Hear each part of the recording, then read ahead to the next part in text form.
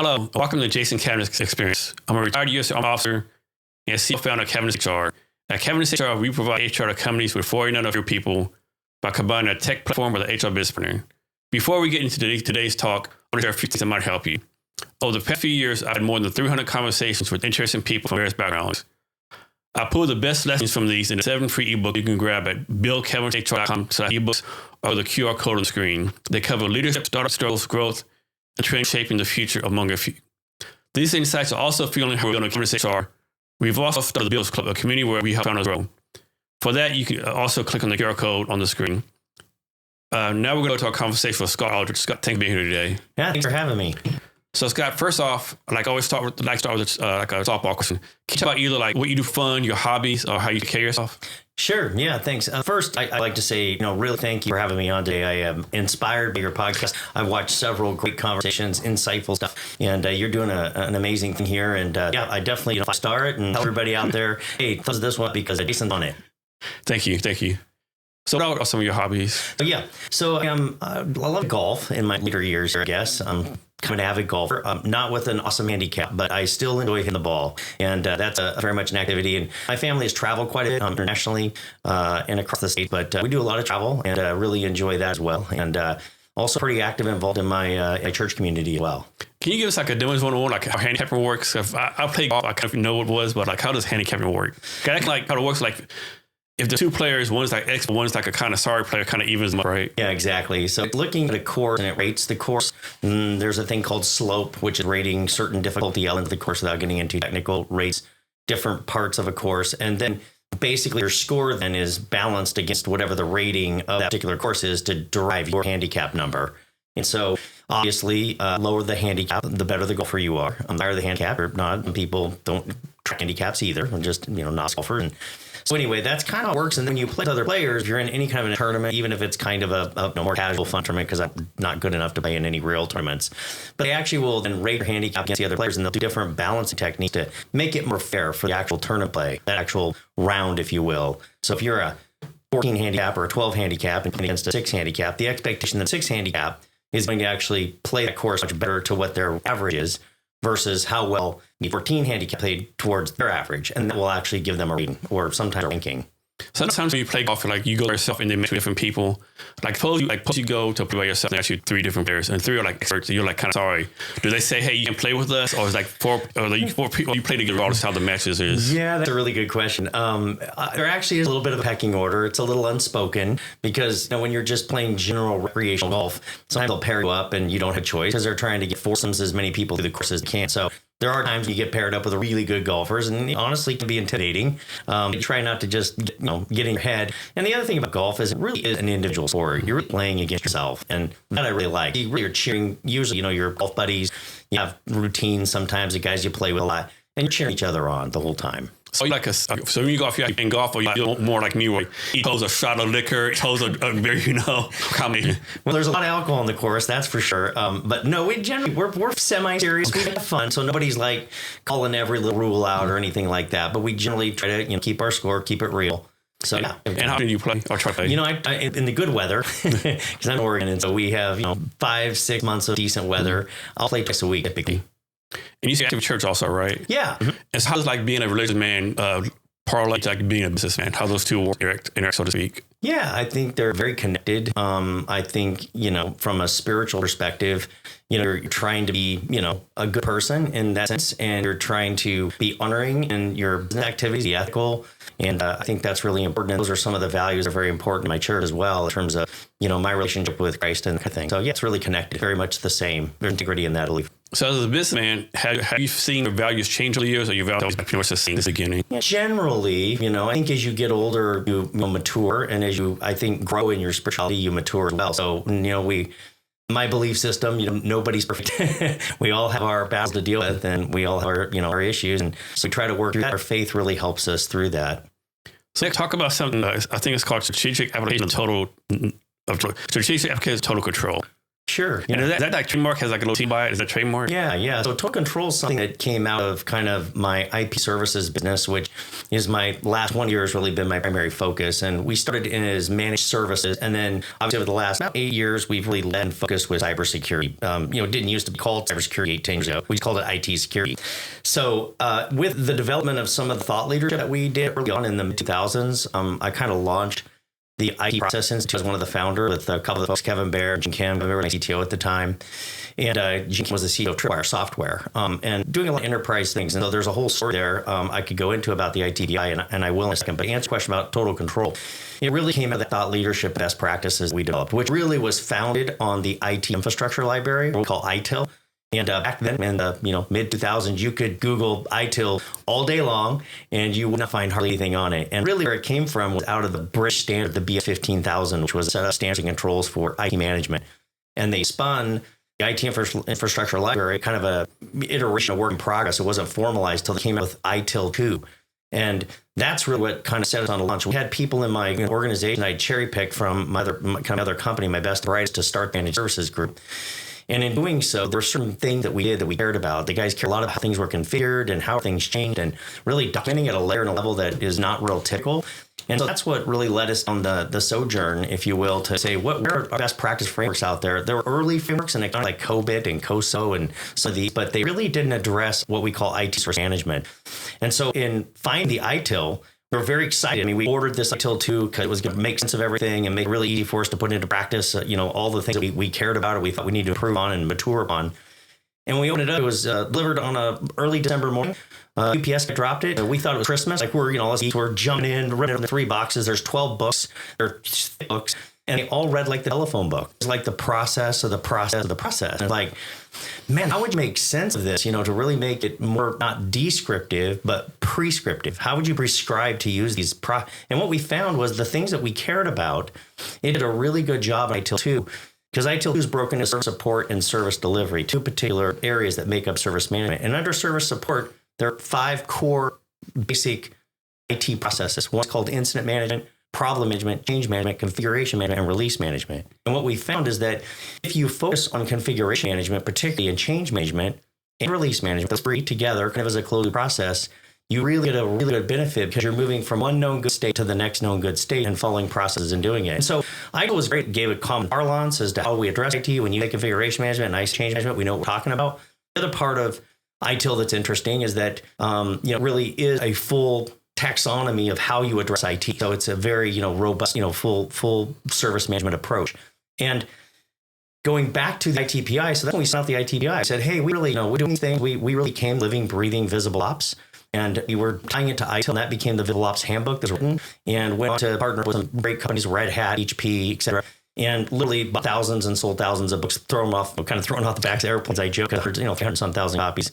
That series has been sold and continued on. And so to continue that thought, I'm running a long answer to this to TotalControl. So what TotalControl is, it's really the conglomeration, if you will, of some of our, business practices, married to frameworks, married to VisibleOps, married to ITIL, and how we deliver service. And so this becomes a quality control system for IT, which is really what we started looking at way back in the early 2000s, because like in manufacturing, they've been way ahead of control process. They've had QA process forever, right? Center of Excellence for automobiles, for Toyota Catra, all these things that they did. The Deming Mode, the godfather of QA, quality assurance. So what IT? And that's really where the thought leadership started to come in. How do we start to build out leadership around this? And so that's TotalControl is really a marketing piece where we pull it all together, all of the influences of all the frameworks, the VisibleOps methodology, the ITIL, and that's how we deliver quality IT. So you mentioned change management, other types of management. Can you rank order those? Rank order those management things you're talking about? I sure can. So the ranking, one of the things that was foundational, we found early on in the mid-2000s, we were looking at studies. We did some roundtables with people to kind of understand what their challenges were. And one of the, actually 3 studies we found, it was the Yankee group back then, it was GRC, the early Gartner group, and so they had all done various levels of research. And what they found was, this is very interesting, is they found that 70 to 80% of all IT failure, lack of downtime, lack of availability, was correlated to some unapproved, unauthorized, untested change. So we're like, okay, the working thesis here is we need to do a really good job with change management. And if we do a good job, we're going to knock a home run of availability. And what's also really interesting, and I'll slide this in now, is that no security breach ever happens without a change or a need for a change. So either I brute force, hack something or whatever, insert some code somewhere, hijack something, or I convince you, social engineer you, to make change for me or do something that doesn't, allow me to do nefarious activity. So interesting enough, change management is like this really core foundational thing that really drives IT performance, IT behavior, cybersecurity. It drives all of those things. So what do we mean change? So we look a little deeper at change, and I will speak, and I'll go on and on about this, but you really have to have the VisibleOps really focuses that you really have to know your configuration is solid. It's well configured, properly configured. It's securely configured. So we do that. And in the VisibleOps, we type electrifying the fence. So we electrify the fence. We say, nobody's going to make a change now unless we follow proper change management. And you can't. That's configuration management. And in configuration management, you have things like CIs, configuration items, and CMD, the configuration management database, where everything, you have basically a database that has everything in it. You patch something, if you release a new code on it or whatever, you're actually tracking it. But then in change management, we're classifying change. Is it a pre-approved regular change that should happen? Or is it the kind of change that we should actually say, this is a significant change? So we need to have stakeholders involved. We need to have a change advisory board, a CAB, they call it ITIL. And we need to think it through, plan a maintenance window, forward schedule, change those things. But we also can't do really good change management if we don't, in fact, have really good release practices. So when we release things or build software, or even just in a production environment where put a new update to the operating system on a Cisco firewall. Are we thinking through in the release practices? Are we testing that without a live production system? So if we take something, there's a lot of release things and practices that ITIL gets into. Those three, I just gave everybody the VisibleOps handbook first version. Those three things are all connected. They're closed loop, if you will. So you work from a good configuration state, you open it up, make the change, do all the good change practices, you make sure the release is in place, and then you re-update the configuration because it's secure and well working. You lock it down and you move on to the next change. A lot of change. DevOps, before DevOps was cool. High rates are really a change at success rates. So Scott, you started this around 19, right? I was 19 when I started in software store, actually, software retail. So what at the age of 19 made you tell yourself, this is my life work? Like what happened at age? Okay, this is what I'm going to dedicate my life to. Yeah, it's interesting. The story is kind of, I always had a little bit of an uphill itch. I grew up with a raspberry patch that I did very well with in high school, hired pickers and sold them to restaurants and all that. So I always had the itch, wanted to be in business. Was really into sports, so I was kind of a closet geek in high school. Back in those days, you kind of had your group, you had your heads and your, whatever, and your jocks. And so I didn't really talk a lot about it, but I love computers and played around quite a bit with them and different technologies early on. And that really led me into being interested in it. And surprisingly enough, I had an experience at a restaurant where I was kind of helping them try to do an inventory on a good old Commodore 64 way back in the day. And we couldn't figure out how to make it work. We ordered a piece of software way back then, like $300 was, super calc. And interestingly enough, it wouldn't do what we wanted to do. And that really got me intrigued. There's got to be better ways to do this and different ways to try software and make it work. And so I had a lot of kind of interest, if you will, in that area. And so I had a partner that at the time we went and started a software retail store and grew a couple of stores and did some different things with them. And over time, we started to sell PCs. And of course, the onset of the internet was just coming on. This is 1989. So dating myself here, but interesting stuff, going on at that time, the proliferation of the internet stuff. So we kind of grew in that rank, and a lot of PC setting up and supporting networks. There are a fair amount of kind of consulting companies out there, integration companies doing stuff. So we started with this old product called like Lantel and Novell and some of these old networks, today that are non-existent. That was really the whole thing. And then at some point we decided, because the software business was kind of changing, evolving, and we were more interested in, doing software development. So we did a little bit of that on the side. And I bought into a franchise called Micro-Age. It was a Fortune 500 based out of Tempe, Arizona. And they had these Micro-Age computer centers that did training and a lot of network integration type services. And bought a handful of those locations, if you will, and had several people around the region standing up network and that kind of thing. And it was in that process when we were building out some pretty interesting networks and even working in some e-business infrastructure early on in some data centers like AT&T data center in Whittier, California. Interesting data center, by the way, built during the Cold War to withstand a ground zero nuclear blast. I mean, this thing was solid, concrete everywhere. But in doing that, we had some customers that, hey, would you manage it? You guys built it and rolled it out for us. Would you take on some proactive management? And I'm like, wow. So we ongoing charge you every month on a contract and provide X amount of services for that and define what those are. I thought this is a great business model. So that's where we basically cherry picked my top 5 people out of my group, my Micro-Age group, and we dubbed it the Advanced Networking Group. And that group is what really came eventually with the spin out of my IP services. And we purpose-built a niche data center we own. It's a SaaS, it's a SOC 2 Type 2 certified facility because we do house some critical data in there, banking data and that stuff. And that data center is 14,000 square foot. So it's not huge. It's pretty niche, but it's very well done. It's an N+1. So it's got a system plus. Yeah, that's in Oregon? Yeah, it's in Oregon. So for every system, we have backup systems, like 2 power feeds of the building, 2 UPS infrastructures, multiple internet connections, like typical data. We're many of the big guys. And that's an interesting business. So that's where we housed our IP services business. in that building and really spun out and started to migrate, customers into managed services type relationship. I joke before managed services was cool. That's what we're doing. And now, right, it's not managed services, it's MSSP, it's managed security services. So it evolved. We've reinvented ourselves and that's the summation of the story is, right, from software. I loved the idea of technology, always loved it, and was looking for ways to reinvent ourselves, stay relevant, and frankly, to be a successful, profitable business. So from the time you started in tech in 19, what's something about tech that you're like really surprised? Like, man, I can't believe tech did this, whatever that it is. Yeah, honestly, again, dating myself, I'd have to say the internet. I mean, at that time we thought, well, this is interesting. And there's, certainly things you can do. You can, telnet around the internet. That's the way we use the internet. Different browsers. We use way over as all the dial-up internet services. And I just didn't really know at that time that the proliferation of the internet would go so crazy. Like it would really become the network and that everything would be connected to network.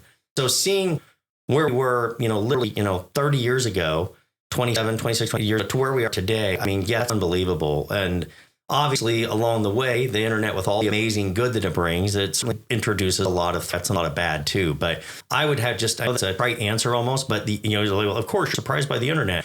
But, if you lived it, when I lived it back there and we're selling software boxes off the shelves, kind of thing, to think that that's all going to be downloadable, SaaSified, if you will.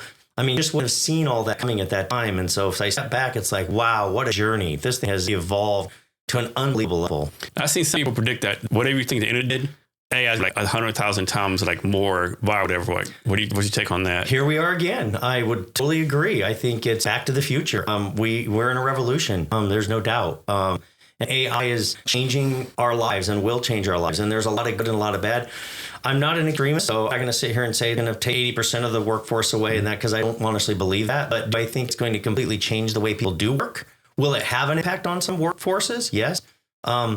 But yeah, I think it's a crazy future that we're headed towards, and I would say the rate of escalation, from again 1989, 90 to 2000, we started to have the onset of the internet and things kind of changed, and then watching the internet from the 2000 to 2010, 2012, it increasing its speed of evolving and becoming prolific and more relevant and being able to develop things faster. But if we look back 3 years ago.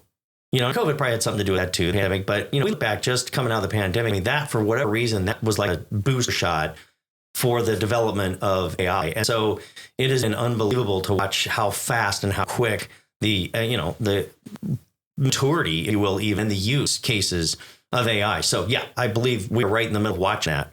I chatted to people while I downloaded the ChatGPT the other day, and I texted friends of mine like, Skynet is here. Like, Skynet is here, Skynet is here, right? And like, it does. And so the I finally downloaded Grok, and I put a picture and make a video. And made a video of me like, I know this ain't real. I didn't do this, but damn, I'm kind of like wondering, did I really do this now, right? Yeah. That's how realistic, right? Yeah, we're jumping right into AI. That conversation is, again, scary and yet amazing all at the same time. I think the deep fake issue and some of those, and that's really just one aspect. There are multiple things to think about when you think about the nefarious activity that can go on in addition to just the cyber threats and all that.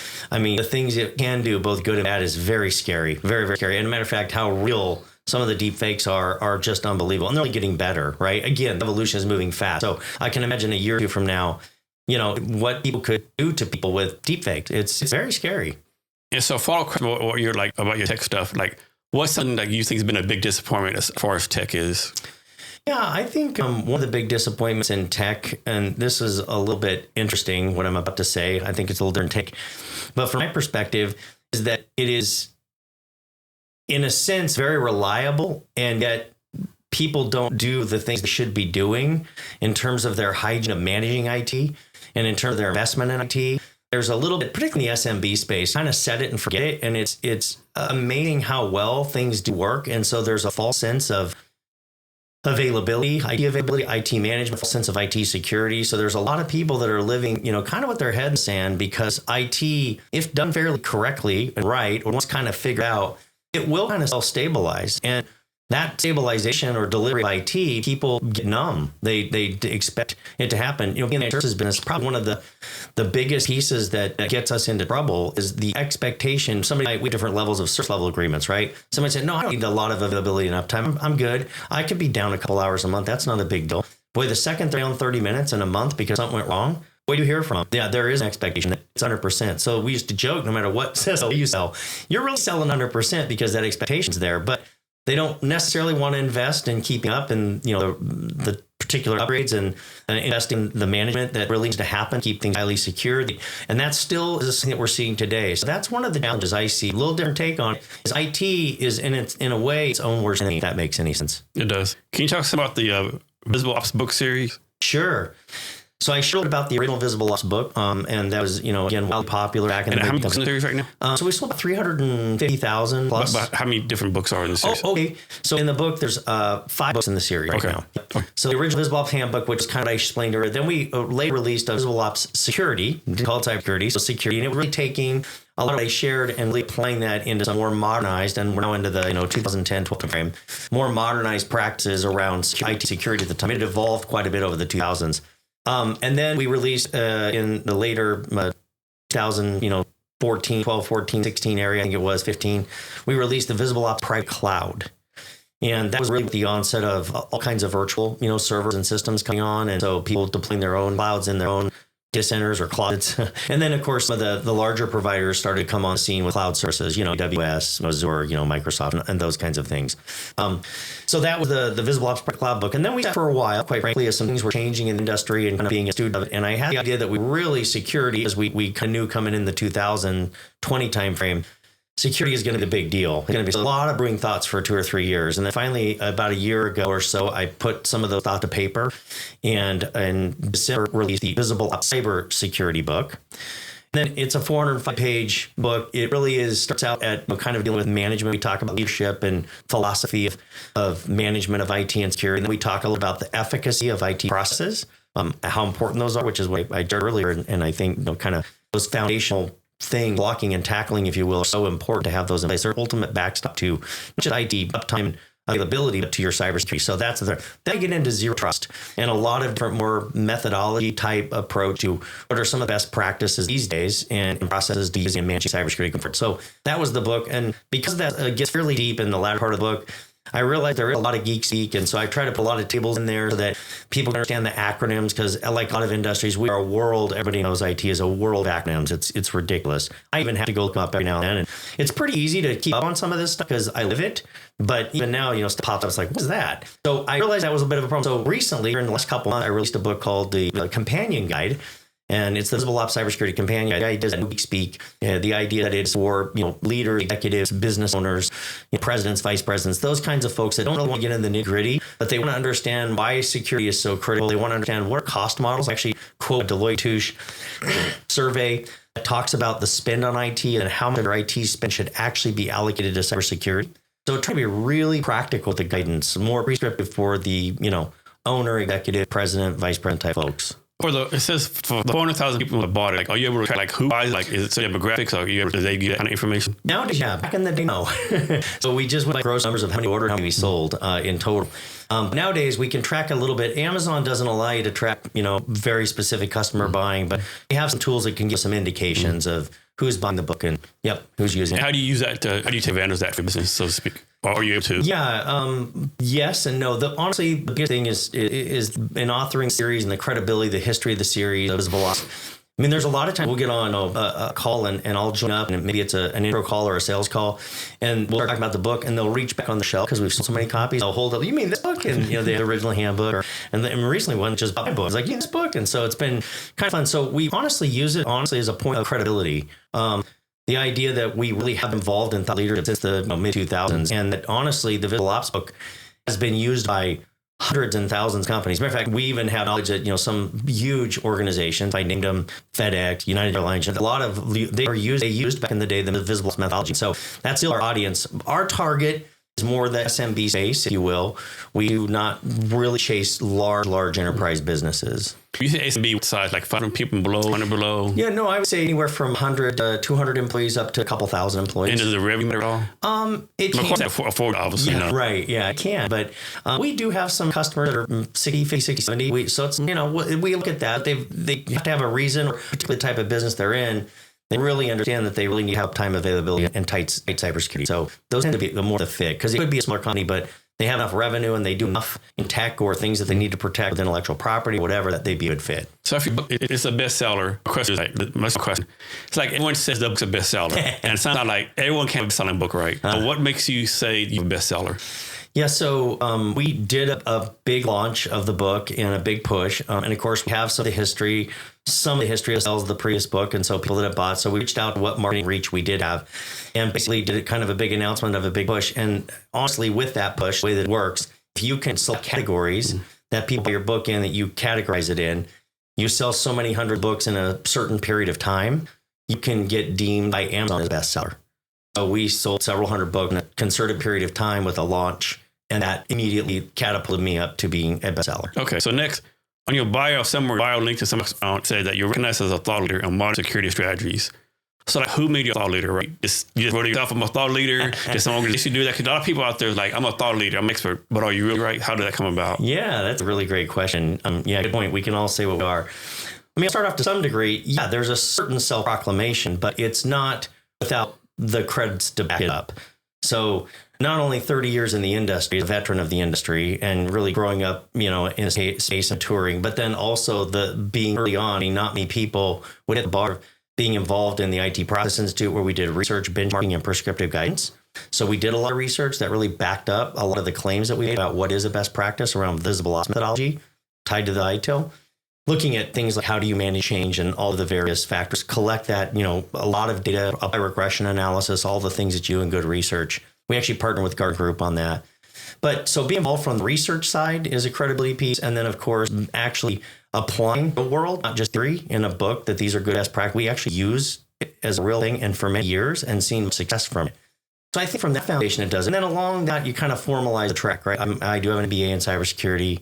I am certified, honestly, probably more technical than I need to be, but I'm certified on multiple technical certifications, as well as some other more process, like I'm ITIL certified and my CCISSO, Chief Information Officer certification. These are not run-of-the-mill, pay $200, you'll get certification kind of deal. They're pretty deep dive. So I think when you add the practical hands-on experience over the 30 years, you add the involvement in the research, again, benchmarking, prescriptive guidance development, and then you have the real-world application of using those particular methodologies and applying them.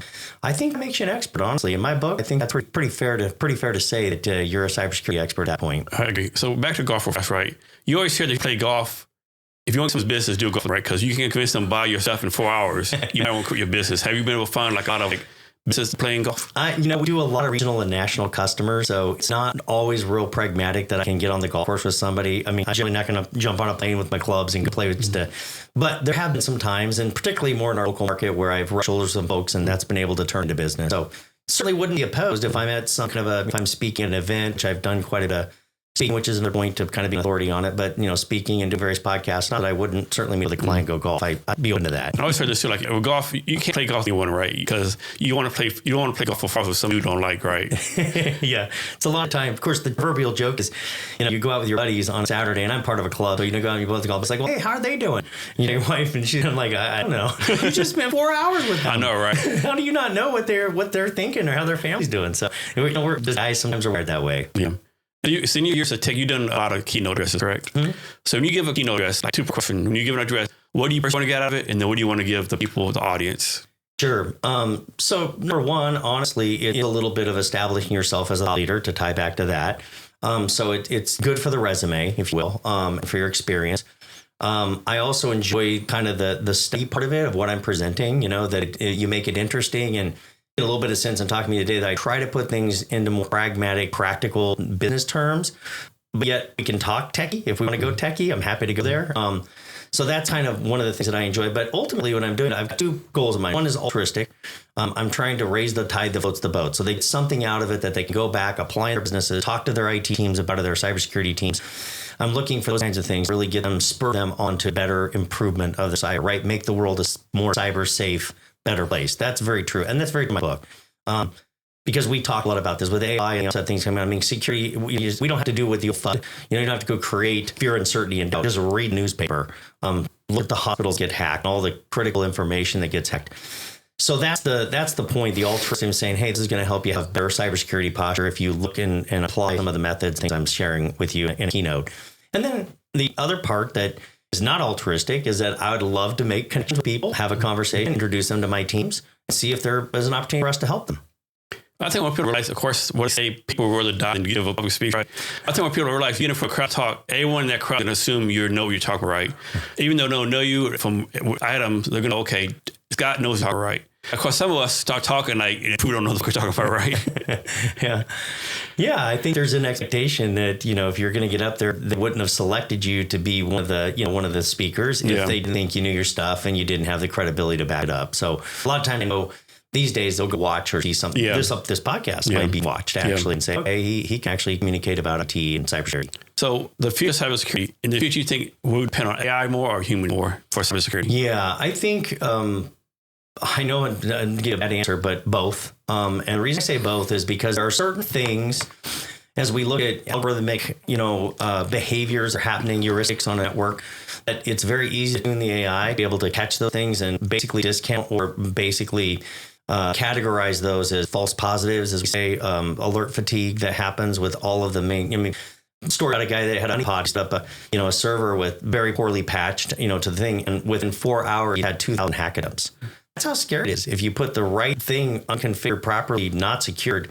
So there are thousands of attacks that are happening all the time to various networks, scanners, bots, by the millions. Honestly, they're out there. So the point is that to have a human be able to look for every one of those. Sometimes we joke a little bit about, kind of the lady in the red dress, if you will, that you're looking for, that thing, in the, I'm thinking of the movie reference. Sorry, it slipped my mind, but Keanu Reeves. Why is that slipping my mind? Anyway, but it's interesting, movie that we watch, and I think to try to look for certain behaviors, and it's almost impossible for human to do a good job at that. So AI applies very well in that context because it can categorize those and note them as either, relevant or not relevant. And so that's where you're going to see a lot more application of AI in that kind of vein and that way of use.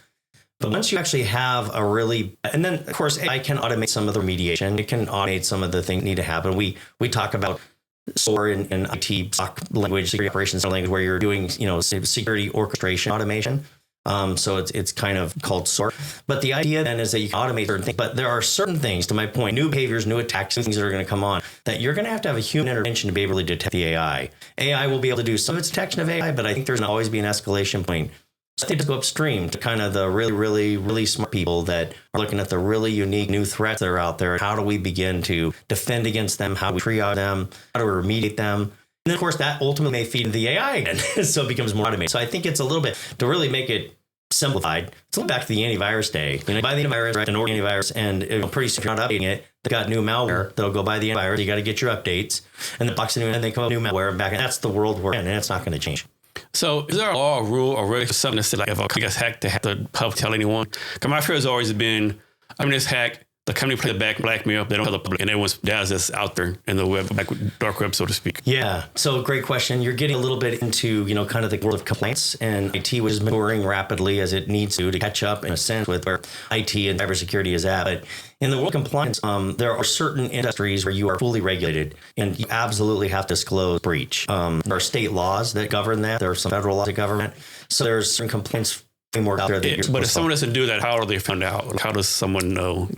So the problem is, another area of scary is that you don't. Okay. If they don't tell, they can keep it secret. So it's like an honor system almost? Yeah, essentially your vision can be there. If they do get caught, though, if somebody, somebody really does decide to tell on a company or that kind of stuff, there are certain incentives that they're creating nowadays for people to be able to, give it up if they have been hacked or whatever. Some industries and companies that are private, they aren't regulated like that. So disclosure law may not apply, or sometimes a little blurry depending on exactly what was hacked or not hacked, as whether you have to do disclosure or not disclosure. But in certain industries, like we said, healthcare, finance, there's absolutely, you have to disclose. Are there any industries out there that you're not worried about social security?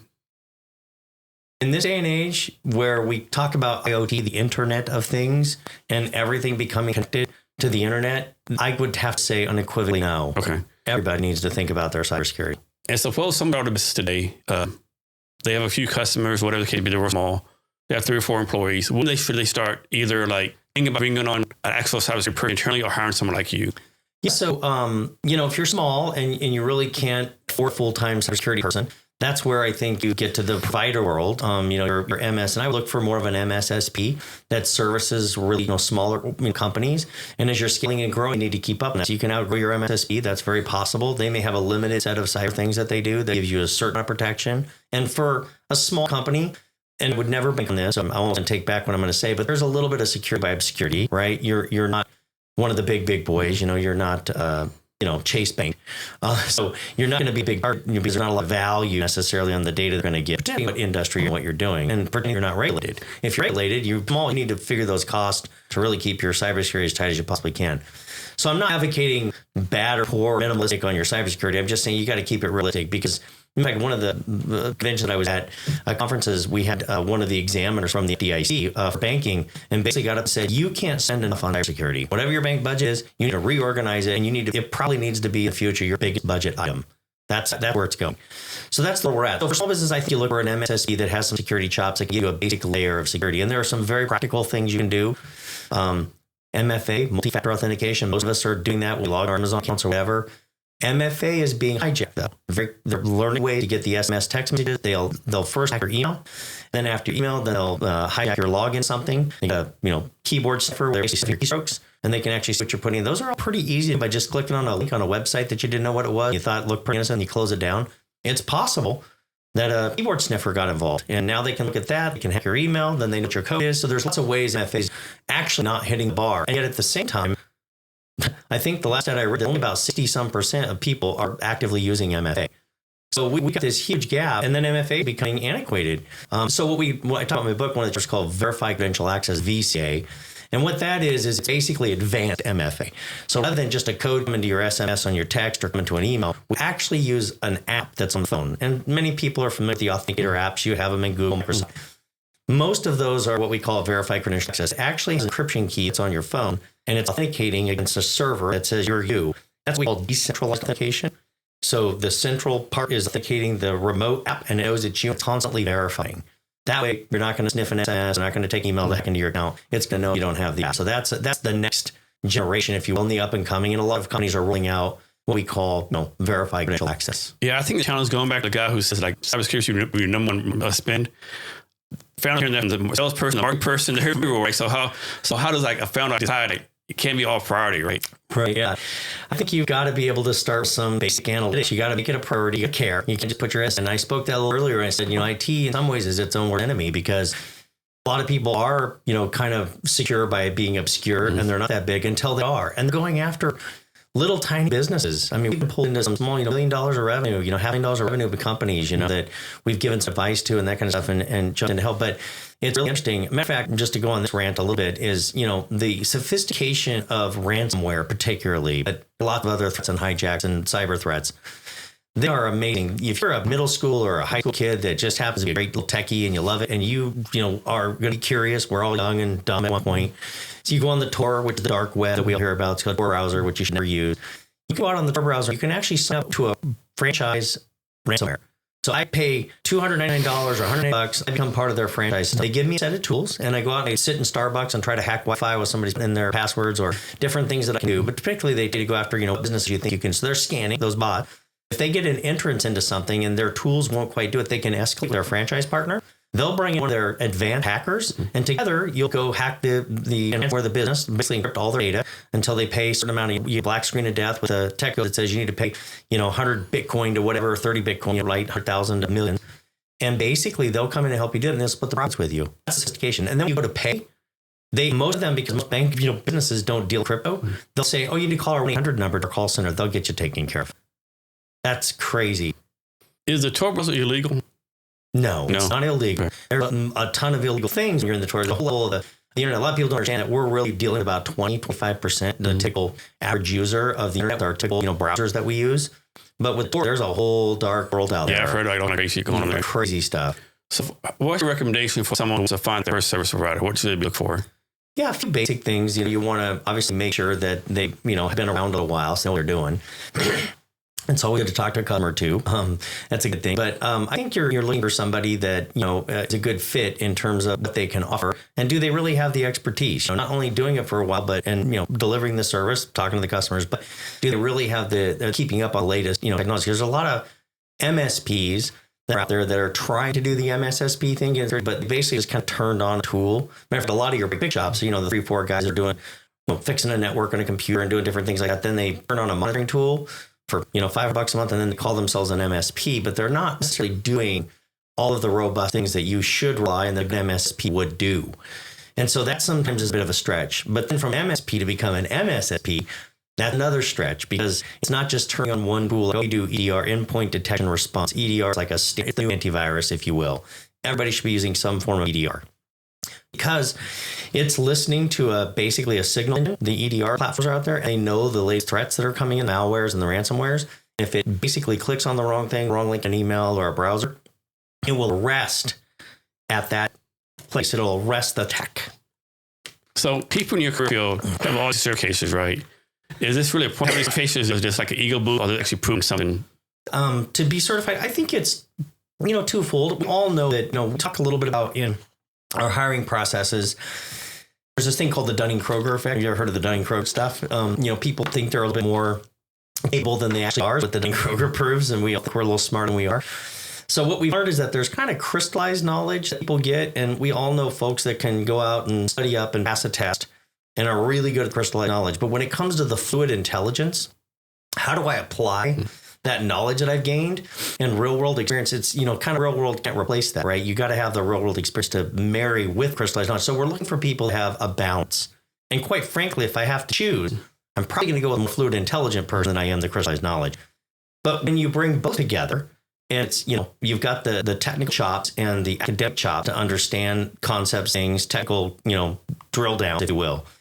Then you marry that to experience. That's when you get the person that is really becomes, proficient, really proficient, and more of an expert in their field. Can you talk about something called shiny hunters and scatter spiders, how they're joining forces? Yeah, I think I don't explain that a bit more. I'm not sure. I saw it from your LinkedIn. Yeah. You did a post that said, two of the most dangerous hacker groups, shiny hunters and scatter spider, joining forces. Right. Okay. So a little bit back to the deep, think on ransomware and this idea that you can go on the dark web. There are a bunch of groups that work together, and they're not franchises for your high school or middle school. These are formalized. I mean, I've seen certain articles and sightings of things that literally people, kind of putting on their work clothes, saying goodbye to the family and going to the office. And these are literal hacker centrals. They're working for a corporation in the business of hacking. They're literally, even though they're virtual and they exist all over the world, they come together with kind of a shared purpose. And there tends to be different types, kind of three archetypes of, threat actors out there. Some are for profit. Some are for a cause, right? It's some kind of a cultural cause, or they're trying to make a statement. And then some are both, just opportunist. So kind of those three archetypes. These particular groups that I referred to, they share the profit side of things, and that's what they're after. And they learn that, come together with all their expertise and their different camps, their different methods of hacking. And there are a lot of methods of how to hack. They're learning to work together. So they're teaming up. It's kind of back to that a bigger version of the smaller franchise thing I was sharing. So sure, it depends on the hack done, but what kind of penalties for a hacker if get caught? So because they can become a felony, lifetime jail, absolutely. Or is it a bullshit? No, it's absolutely. In matter of fact, they're cranking down. The problem is there's so much activity that the FBI, and this is what they know, they really, I think the rest of, they're only able to investigate about 2 out of 10 cases. And it has to meet the bar.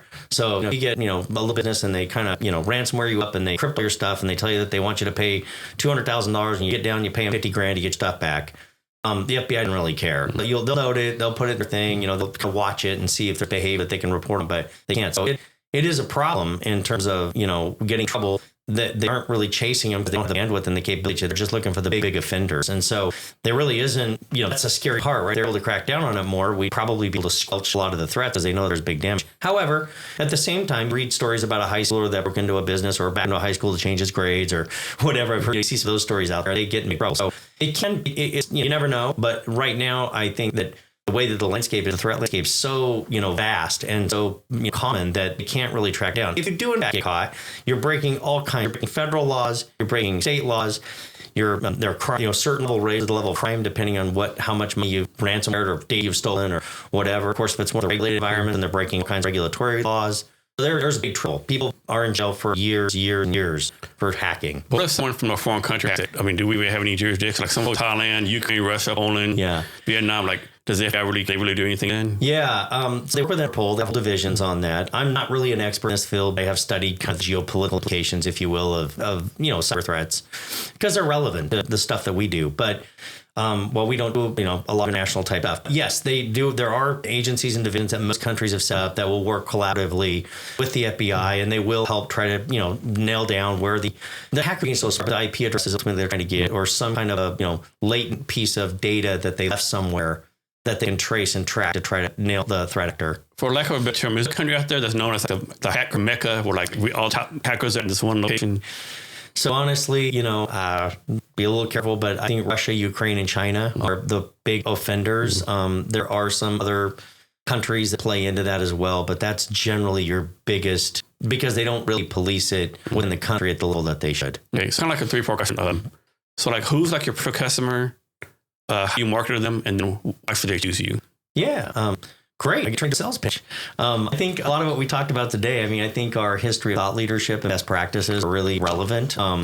We're following some of the, tip of the spear solutions that we're delivering that you can't just find a lot of, MSP companies. And a lot of that comes back to following, really lead with what we call a zero trust methodology. Zero trust has been around for a long time. But what it really is, it's layers. You're approaching all of your cybersecurity, methods and ability to defend the bad actors in layers. So we look at every particular element of the network. And zero trust, there are actually 7 pillars of the layers of the network. It's not really the OSI model per se, but they're looking at layers in the network, like identity access management is a layer. How are people authenticating? We're talking about that with MFA and making sure that you've got role-based access, ROC, and all those things. But then down in the deeper part of the layers that get a little complicated is micro-segmentation.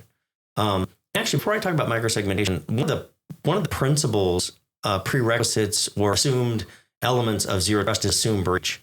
And we see that because the big companies like the casinos and different things we see, some of these that are out there, they have the latest and greatest tools. They have the best. They've hired the $500,000 smartest guys, and yet we still see them getting hacked. So assuming breach is a pretty safe thing, right? It's wow, all that and all the tools, and they still somehow got hacked. And then you see it, you read about it, commonly. It's a common thing. So the point is that we have to assume breach. And for, a lot of the medium-sized enterprise that we work with, we need to make sure that you got backups, Bob and IT, Aaron and IT, so we backups. But do you really have backups? And we care less about backup, more about restoration. That's not even good enough. Backing up in the ability to restore, yay, we're streaming it to a cloud. We're good. It's off-site. Not good enough. We have to go much deeper, and we start with that. Number one, the backups need to be immutable, meaning that they cannot be traced or touched from your network. They have to have a completely separate access to get to the backups. Some people call that air-gapped, complete air-gap from your network. The reason is that in most ransomware cases, they will breach their patient. They'll wait months, 3 months, 5 months, 6 months, and then they'll watch during that time, and they'll see that you're streaming them to a cloud, but they're not maybe encrypted. And so they'll go to the encryption point, wherever it is, to the data point they're streaming to. We can have access to your network because they've already breached it, and they'll encrypt them there. So a lot of the cases, there are people with ransomware, they're thinking, no, not a big deal. We got those backups, right, Bob? And Bob's like, yeah, we got the backups. So they go to the backups, and they got the same message there. They're encrypted as well. They're nothing they can do. So they're compromised completely, and they have to then negotiate with the threat actors. And so that's a big deal. Another side note, by the way, not to get on a tangent, but one of the big things out there to get into PQC, which is post-quantum computing, one of the big deals with that is that as that becomes available, the quantum computing to the threat actors, their ability to hack what we would call our standard, run-of-the-mill, business grade, whatever you want to call it, cryptography, which is called 512 or 256-bit encryption. They can hack that in a matter of days with quantum computers.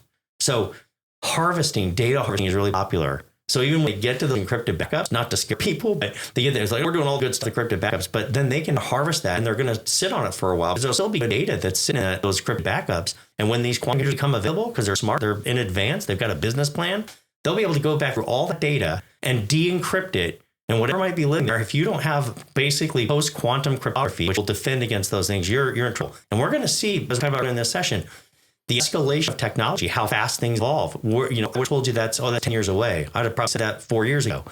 Now I say, people say, that's still for 5 years away. I don't know. I think there's an initiative out there by NIST, the National Institute of Standards, security standards, saying that by 2030, all the financial services and the government agencies need to have post-quantum cryptography in place. So it's coming, and it's coming faster than people think. Back to zero trust, back to immutable backups. The next piece is beyond that in this assumed breach is that we then have to know what we call RPO and RTO, more acronyms in the world. What is the point in time we want to recover to? In other words, when did we last snapshot or back that up? 4 hours? 8 hours? Every day, once a week? We want to know what that is. What can our business live with? Then we need to think about the RTO, which is the recovery time objective. So we're going, how long is it going to take me to get back that point where we took last backup. So we need to think that through, and where's that going to be stood up if your systems are hacked? Or if we're still, one of the things that's really important if you do get hacked, and this is a, kind of an alert for everybody, a lot of people are quick IT people start throwing and erasing stuff and redoing stuff and formatting stuff. You really want to collect that evidence. That's really important. You don't want to, forensics there. So you don't want to be too quick. You want to capture it in the state that it's in the hack state, because that really helps provide data to prevent future failures or future hacks. It also helps altruistically of people that may be hacked by that group or the method. Anyway, without getting too, I'm getting in pretty deep here, but back to zero trust and leave those layers. And so the assumed breach is really important. And that's a big head up to your listenership. If you're out there and you really think you've been told your backup are good, I challenge you. The other thing that people think about, business owners, a little bit is like, hey, we're paying quite a bit for cyber insurance these days. We're good and think, well, at least I got insurance. Well, guess what? 44% of all cybersecurity claims in 2024 denied. They're getting smart. They're fine print as insurance companies do. If you're not doing managed detection response, active detection and active, cybersecurity methods on your network, they will pay. And so they're learning, the fine print really matters. And I think a lot of businesses are not that. So reviewing your cybersecurity insurance and knowing what it says you need to have in place, that's a really important piece too. But to get back now, all the way kind of backtracking to micro-segmentation is part of your trust, the methodology that we start with companies, help them. We look at it through that lens, and we really look at it pragmatically, kind of layer by layer. You can't eat an elephant. You have to do one bite at a time.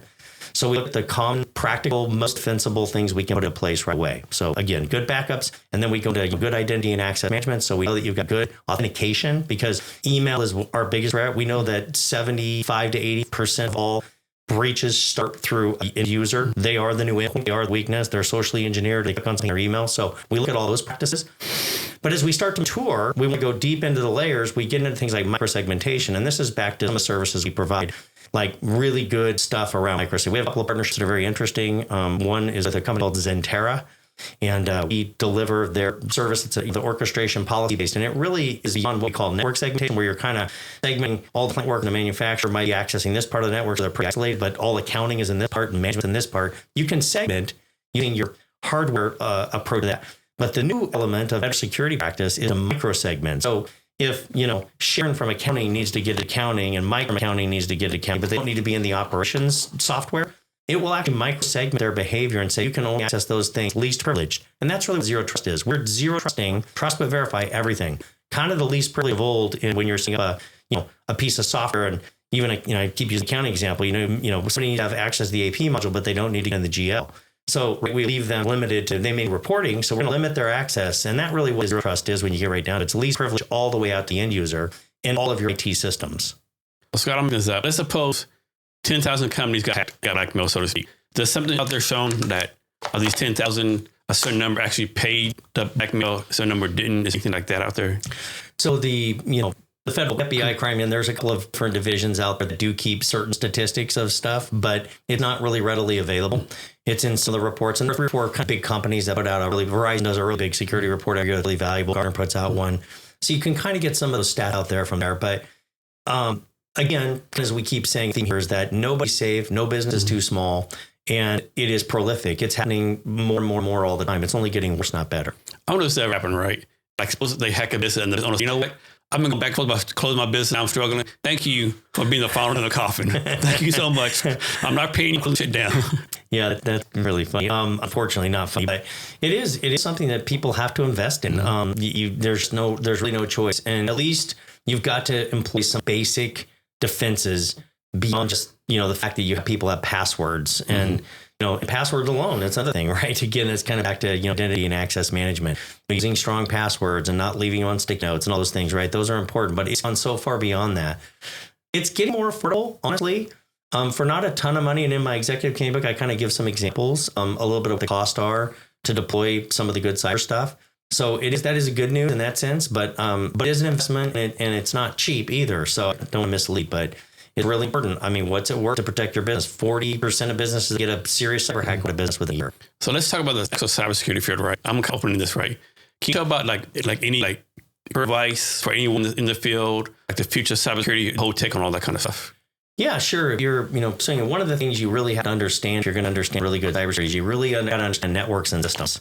Because you don't understand that. One of my recent blogs on LinkedIn, I was going techie and getting down to that. If you don't really understand how to parse IT packets, and really understand what we call 7 layers of the OSI model. If you don't understand that level, you're going to be misled with certain things. You're not going to understand how certain breaches and things happen and be able to really defend against it. The other thing for development is just understanding that, starting with a good, technology training and certification to get your hands-on experience. Hopefully you can do both, right? You need to go on the dual track.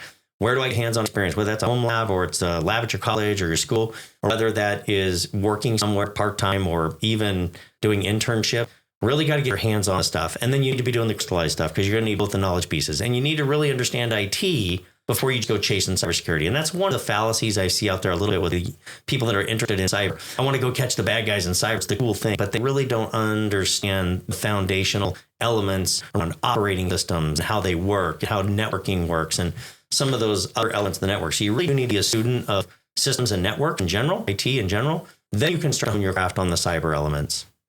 So from your experience, how long does it take for someone to be like, middle of the road, good at cybersecurity? I think it's a 5 year. 5 years. Yeah, okay. I think it's 5 years. I see 3. It's somebody really sharp and quit study and they're really sharp. I mean, that would maybe 3, but typically it's a 5-year experience to really start to get it.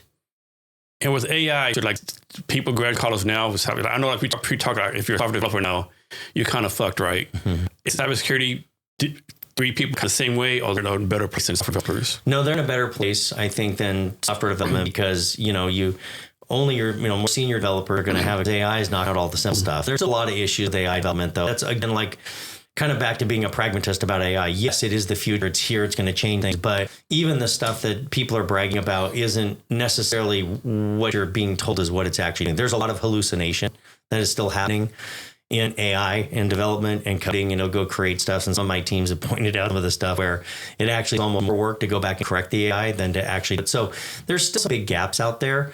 And so if you're going to go development, I think it's a long road. I think there's still going to be a demand and a need, but you're going to elevate your game because a lot of the basic level stuff in the next 4 or 5 years are going to be more automated with AI. You're going to figure that out pretty quick. But I think that's one of the important pieces. So this is like a someone getting right. So right now, it's like AI doing the software developer jobs. The mid senior are still doing this stuff. But in the mid and senior people like retire or go away, the people who train on stuff now have training. So who's going to take mid-level and senior people? Is going to be the upgrade AI because the junior people can't do it. They haven't learned the craft, right? Yeah, I think you're addressing one of the potential gaps, right? I mean, I think part of the pivot of being a developer is actually understanding AI and how to use AI, looking at the large language models and also some of the more niche models where you're looking at the more limited models and how do we apply that for a particular type of AI. It's very specific. It's closed. It's not an open AI that's going out and looking for thousands. The other thing is that, the computing power is a real problem, right? The GPU crisis that NVIDIA is so crazy, that's a real thing. Those companies that have, that kind of processing power, that is the future. Google, Microsoft, IBM, they all have great initiatives around quantum computing, but they're only allowing right now, I think, up to 10% of most of their networks to be used because there's such a demand. They're still figuring things out in terms of scalability and all of that. I got a little bit off the tangent there, but the point being is that, maybe shifting from being a developer in more the traditional sense, but more being an AI expert. That might be your pivot. I'm young and don't have a ton of experience in development, but I understand AI modules, how to employ them, how to apply them, how to make them plug in software to make it more effective and more automated and easier to use. That might be a pivot for somebody that's wanting to go in software development. But I do think there's a gap. I think we are going to displace, like certain factory workers with robotics and AI automation is going to get replaced for sure. I think some of the development pieces, I think it's going to, and there is a gap. How do I become an expert when I didn't really get the chance to develop my chops on development? So that is a problem. You have to be a student of it. And I think just be smart. Oh, do industries need different cybersecurity solutions? Yeah, that's true to a point. There are different emphasis and different threat elements, if you will. There are certain vulnerabilities are higher in certain particular sectors and industries. Medical as compared to manufacturing. Like in manufacturing, one of their big threats is, what we call the Internet of Things, but the IoT, which is operational information technology. So these are machines, which are medical sometimes too, but manufacturing, CNC machines or this kind of things. These things are typically very customized to do very specific manufacturing things. And so they are supported and upgraded by third parties. So you're constantly letting some kind of a reseller or a manufacturer into your network to do things. This gets to be problematic. This is actually where micro-segmentation comes in because you can super isolate, totally control their access to the network in those machines. But that's a threat. And that, that operational technology is an issue. Just like in a hospital room, there's, machines plugged in all over to the network, right? All the ICU machines and the heart machine, all that stuff that they use. I could name all of them, but there's just a ton as you look in a hospital room. That's all connected. It's the Internet of Things. So they're going to have different vulnerabilities and threats maybe differently than other type of sectors than maybe a software company. But that being said, at the end of the day, kind of blocking and tackling one IT processes still matter. And that's really important to come back to that. And that's a foundational element of building really solid cybersecurity program and good IT availability management. The other thing is that, they're not that dissimilar. Certain things you're going to deploy in the security stack to defend against certain things like MD, which is managed detection response. You're monitoring the network for nefarious behavior. You're going to need that in all those. So a lot of it kind of maps back to the same foundational set of security solutions and controls. So a big piece, maybe like a 75-20. 75, you need the full stack. You need all those good blocking. The 25% nuance. You're manufacturing. You need to really think about these particular vulnerabilities and threats because they're more germane to manufacturing. You're medical, you need to think about the EPII, right? They really want the medical record. Those are really valuable black market. So they're trying to protect your records and your data, really watching your data close. So these are the kinds of nuances. Is it like one international standard everyone follows, or each country kind of does their own thing? Yeah. So the short answer is each country kind of does its own thing, but there are frameworks out there. The U.S. is a leader in the framework. So certainly I'm a big fan of CIS, which is the Center for Internet Security. Matter of fact, one of the chief evangelists for them is one of the people that wrote the reviews on my book, Tony Sagar. Great people over there. But the other thing is the National Institute of Standards is making really big grids. They have a lot of standards, control frameworks that you have to follow. And that's usually when you get into compliance. So if you're medical, you have to follow a certain NIST standard. If you're a manufacturing company, it's NIST 800-171. You need to follow that. And then they have things like CMMC, which is cybersecurity maturity capability model. And it's kind of complicated, but you have to have certain compliance and test through audit and stuff that you actually have those controls. In some places, they may not actively monitor you or audit you, but you have to say you meet the standards in order to do business with government or with the state or the feds or the military. And they will from time to time randomly pull audits. And if you don't hit the bar, you can get in big trouble with fines. So how do you personally leadership and tech together? Well, I think in the first part of my book, the chapter is really, it's leadership first. So it's this idea of really a security first mindset. For so long in IT, growing up in IT and evolving in IT, security used to really be an afterthought. Matter of fact, when we the VisibleOps security original version, that was really the context it was written in. It was a lot of like, you need to kind of go back and tack on security to your software. You need to kind of think about writing a new module and capability, and you need to add these and add this. It's all this afterthought. That really is bad security. Because in this dispensation of technology and threats, cyber threats, you really need to have a security first mindset. So one of the first things at the table you're thinking about right from the beginning, whether you're developing software or rolling out a network or building an e-business platform or cloud, going cloud and everything, you need to make sure that your security first is thought about. How is this going to impact?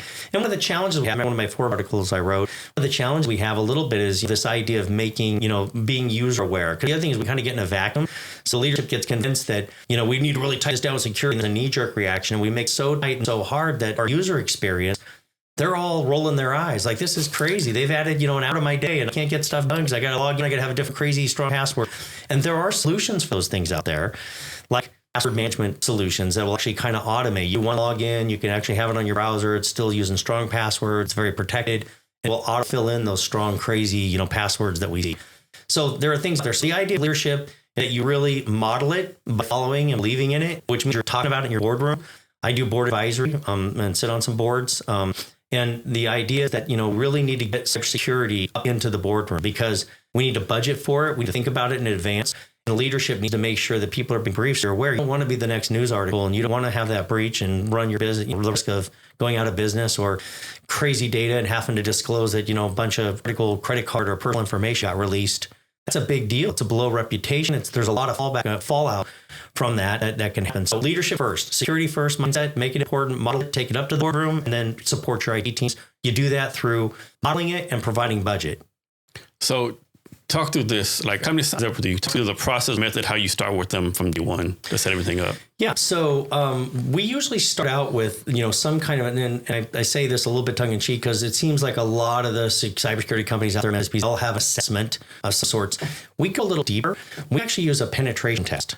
And so typically there's a pretty expensive to deliver, and there are different levels and types of penetration tests, but we kind of a broad one that touches most all the critical elements of the network, but we're sampling just a few machines. We actually can do it where it runs kind of incognito. It doesn't, affect the network thing. And it's going out there and it's testing things like, can I get a packet, process a payload, a packet with data through the firewall from the outside. It does very basic tests like that. and then gives a summary report. And that gives us a great insight as to where the vulnerabilities are in the network. It creates quite a clean. We call it a pen level 1 test. And again, pen tests are kind of expensive to do, but we start there no matter what. We take a look at that. And that can help us start to build roadmaps. As we see that we got a lot of passwords and we manage, we know that, identity and access management might be issues. We need to make sure we got a solution in there. We start to then apply the layers from what we learned from the pen test. We also do some assessment. We'll talk about certain things you may have in place, and we may look at your insurance policy, because a lot of times we'll start there. Like, you got insurance, do you know that it'll pay? And so let's talk about that. What do you do? It's a do assessment, gives a nice little report, and then we'll look at their policy for them and say, yeah, here's your gap report. You've got 7 things you're not doing, and your insurance company likely won't pay. So between those 2 things, that's where we go. And then from there, we build a plan, basically. And we, again, we have to be, respectful of people's the time and budget to be able to do those things. What does it cost to implement? How quickly can we get some of those things implemented? How big are the gaps? If we've got really, really exposed, exposures that are wide open vulnerabilities that anybody could just drive a truck through metaphorically, to hack your network, we're going to respond pretty quick to that. And we're going to have a very specific solution for that. So that's how we kind of do it. Contracts are usually a month over. They're not, one time. We do an ongoing service contracts with people, and we usually, build maturity over time. And then one of the things in my book we talk about is continual penetration testing. It used to be like vulnerability where they scan networks, and a lot of people have a Nest scanner set up, or they'll do things themselves. That used to be like once a year. Then they said twice a year for vulnerability scanning. Then they said, well, really once a quarter. Now they're saying monthly. And the other thing now is to come up, they're saying, well, 1 pen test a year, 1 good penetration test to try to break in or brute force your network from all the different various elements, both inside and outside.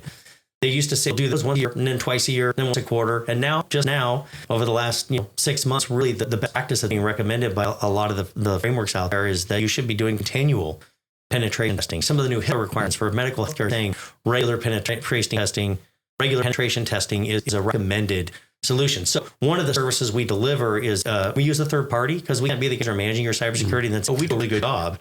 You're super secure. So we use a partner, and we pay for that service, but then we provide ongoing continual penetration testing at different levels for our customers as part of service to make sure we're doing everything we say we do to make sure you really are secure and tight and able to resist the threats.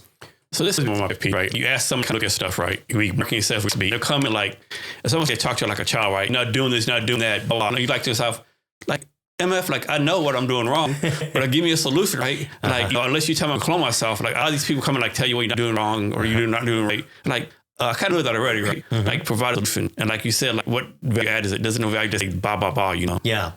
I think, again, we, most organizations we engage with, they realize that they have gaps and they wouldn't be talking to us if they didn't. We actually, don't typically get pulled in after somebody's had, very few where we're getting pulled in after. And it's funny how once people have had a breach, they're so quick to now all of a sudden it's security first. We got the budget, and it will cost them 4, 5, 8 times. Studies will show 7, 8 times the money retroactively. Then put the security in place if you'd have done it proactively, a plan from the beginning. What's that saying? An answer prevention is worth the cure or something like that? Yeah, exactly. Yeah, whatever. Yes, there's an idiom there. Yeah, and exactly. The prevention is so important. It's not unlike health, for an individual. Preventative things, and people are shocked when they don't take care of themselves. When medical incidents happen. Very similar. Great analogy. So I think that, putting together a plan, because you can't, now, cybersecurity is kind of like swallowing it. Even if you're a small to medium business, it's a little bit like eating an elephant. You got to take one bite at a time. We got to look at the layers. What are the biggest threats? And then we apply those layers to the threats, and we make the application. We bring solutions to those. We have a full stack, and as I shared earlier, we think a differentiation is not only about leadership and history in the space, but we think really one of our biggest differentiations is that we are providing solutions that are really I keep using tip of the spear. In other words, things that are super effective and super modernized and super right now today. Not just AI tools that we use, but really this like micro-segmentation tools and some of the things we're doing that are really putting your best posture, your best defense. Keep in mind, there's no guarantee. And just like we see the big boys, still getting hacked with all the resources they throw and stuff, you possibly could be hacked. So we want to start with that breach. That will start with everybody. So that's often not that expensive to do, quite frankly, to either make improvements in your backup restoration or RTO, or if it's, something that we can easily just deliver as a managed service, which in a lot of cases, we do just take over and start delivering it as a service. So like Microsoft for sure, Rack, Space, Oracle, AWS, all these cloud services, are any of them like not being better cybersecurity, or are they pretty much the same? Generally the same. That's one of the fallacies a little bit of some of the big data centers or the big cloud providers, that people have a little bit of an assumption, in the cloud, therefore it's managed, therefore it's secure, that's not true. the devil is in the details on those, cloud providers, because if you want to have certain types of guaranteed controls or cyber practices in place, you have to basically add those as options to your cloud instances. And so it gets really sophisticated, gets complicated, and quite frankly, it does get expensive. So there's been a little bit lately of people looking at the bigger providers and maybe looking for more niche providers in the cloud data center space. And that's interesting. But if you are willing to pay and you do your research and you get the right, set and configure your cloud, you can get into some very highly secure elements in the cloud with some of those big providers. They all have different levels and layers that they can open you up to. But we do read about, they're also big targets, right? So, people love to hack Microsoft. And what a way to make as a team hacker, right? Yeah, exactly. Huge target on your, on your back or chest if you're a Microsoft or, AWS or whatever. So what's, in your opinion, what's overhyped in cybersecurity right now? I think what might be overhyped is that people are kind of thinking that as long as they have some kind of a managed detection or response system, EDR and MDR, it's one of those two things. There's more to that and to be watched and actively monitored. But they're kind of thinking if they have at least that in place and have some good email security in place, because that's where a lot of hacks people, they're tending to think that they're being kind of shrewd and cunning almost, like, we really spend a lot of time and energy on these two things. And then they're kind of blowing the other stuff or not making a priority of it. And the bad guys find a way in. They don't just come in one direction, one way. Admittedly, there's some common sense that if the end user is the biggest, hack entry point, then of course we want to make sure we've got all those, kind of use cases about how they could be socially engineered. So you really should be doing security awareness training. And a lot of companies are and think, we've got good email security. We're doing a lot of security awareness training because that's where most of the threats come from. So kind of because the business probably is prioritizing it, and maybe they're not really ready to go make the fight to the business that we need to really improve our cybersecurity. They're kind of saying it's just good enough. So there's a little bit of that just good enough mentality, and I think that's a real problem. So what's some kind of like elementary cybersecurity, basic level cybersecurity that people will often forget is actually very useful? Yeah, I just alluded to it earlier. I'd probably say two things. Main thing is the EDR, which is endpoint detection response. Everybody, in a sense, small business or not, medium, large enterprise, you've got to have an endpoint detection response that's out there. There's different ones out there. Lots of really good ones. Sentinel-1 is one's popular we use.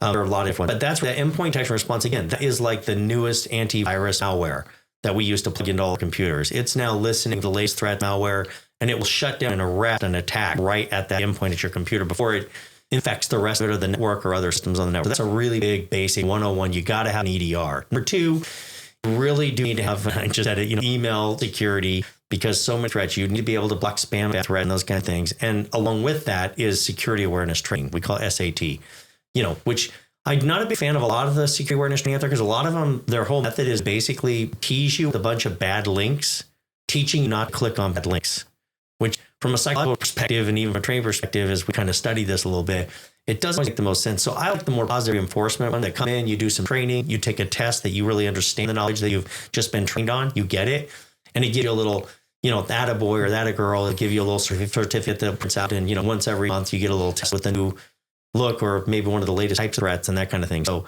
big fan of security awareness training, big fan of more positive reinforcement versions of that. But those are EDR and email security and security awareness training. Those are like foundational 101. Everybody has to be doing this. So someone comes to interview for you, and then on those things, you're like, interview over. Yeah. Yeah. It's like, well, we'll start it, right? Yeah, exactly. And how long have you lived in Eugene, Oregon? My whole life. Yeah, basically. Can you talk about how the tech startup community is there? What's going on as far as tech startups there? Yeah, Eugene's a little interesting. We're home of the University of Oregon. And so there's, probably one of the biggest employers in the area, I think, is U of O. I think it's number one or two. So there's influence certainly that it has on the city and community and that kind of thing. And it does have a cybersecurity, program that it's launched in the last 5 years.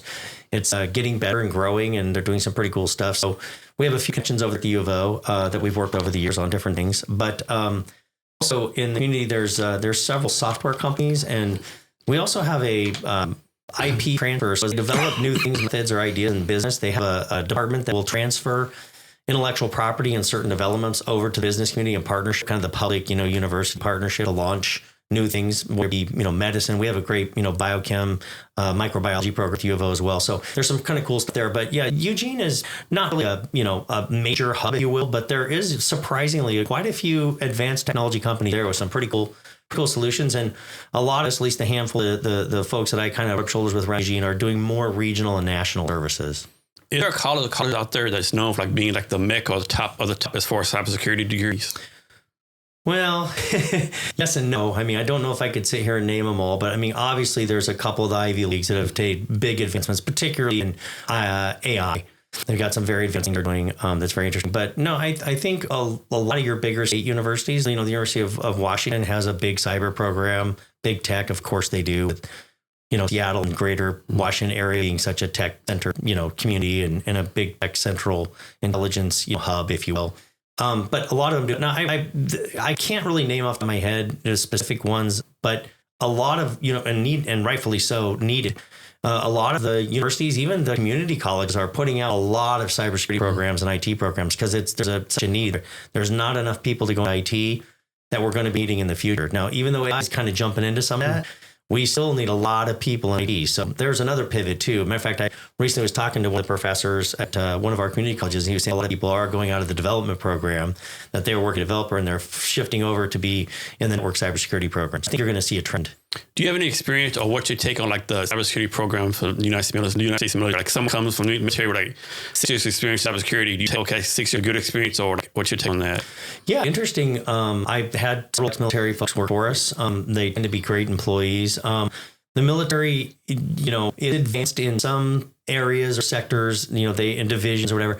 They actually do some pretty crazy advanced stuff. That's interesting. So that's pretty respected for the most part. But then kind of the run of the mill, right? Everybody that's just kind of on a team or a group that sets up networks and those kind of things, it tends to be very proceduralized and SOP. So it's a standard operating procedure, and they don't really necessarily have to think a lot for themselves. So that's what I'm trying to say is we notice there's a bit of a gap. Either you're kind of the real deal and you're in there, you really get it, and you're touching some pretty cool stuff and advanced stuff that the military is doing an awesome job because you're deep in that program, or you're really just kind of a guy that's just following standard operating procedure. Like one of the group members of the project, just, over on the ride. Exactly. And they become, because the military, because it's big, they tend to become siloed. So they tend to be really good at like voice over IP. Yeah. And they know a lot about voice over, but they don't know anything about, Microsoft, DNS and AD, Active Directory systems, that kind of stuff. So you want to be answers, but how worse the average citizen, how worse the average American citizen be that the U.S. government's going to get hacked by China or Russia, and like some random hackers going to hack all the nuclear codes or something, the worst case scenario, right? Yeah. I don't know if I'd be the best expert to opine on that, but I will say that it's definitely a legitimate worry. It is possible. It's not just a movie. It's like the AI stuff, right? I mean, we all watched AI movies 20 years ago and thought, never, and here we are like, what? Yeah, really robotic that look like humans that do that kind of stuff. So it's crazy what the evolution. No, it is real. We could potentially, in some of our sectors, there's been big initiatives over the last 3 or 4 years to really tighten up a lot of our infrastructure. But when you read about the news that our water systems and our dams, because a lot of it comes down to local municipalities and those kinds of things, there's a lot of weakness out there. A little bit back to the operational technology, because a lot of that's like SCADA systems, which are really antiquated old IT systems and protocols, and they're very easy to hack, very easy to infiltrate, some code in there to mess with it. So it is a real threat. It's not hyperbole when people are talking about the potential geopolitical implications of cybersecurity. It's real. And then I might get wrong, but do you have a philosophy that like people process technology? Yes. Can you talk about that? Yeah, sure. And I looked at a little bit in this conversation that, valuing your people, is really important. I think making sure that they're educated and supported and they understand, come back to that leadership security first mindset. I think that's really important on the people side, and more germane to just the tech side of actually my teams and stuff. Yeah, we want to make sure they understand they're trained properly. They understand they've got tools, they got resources. We want to make sure that they understand that we've got a certain methodology and philosophy of how we approach cybersecurity. We're not just a me too. I joke in my book that a fool, the tool is still a fool. And I think that's real. I mean, a lot of people think they're going to get the latest cool tool and then their security's good, or they're scared to go to their boss. And this is a lot in the medium business space that, medium enterprise. They really just don't want to go fight the fight in the office because IT, we joke about the CFO and you hear whistling in his office.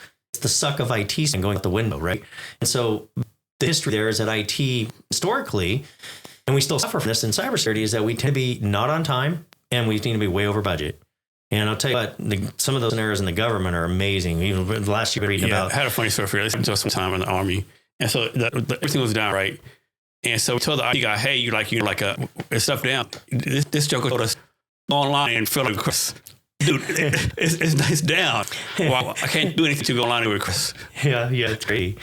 Yeah, totally. So IT's gotten itself a little bit of a bad reputation because of that kind of thing. But the people first is really important, that you're supporting it. And, from our teams, if they understand the philosophy and the approach we have to cybersecurity.